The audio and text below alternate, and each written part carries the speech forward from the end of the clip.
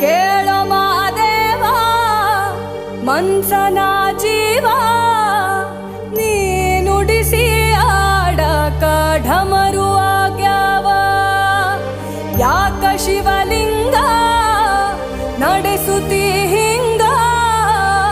ಏನೇನೂ ಇಲ್ಲಯ್ಯ ನಮ್ಮ ಕೈಯಾಗ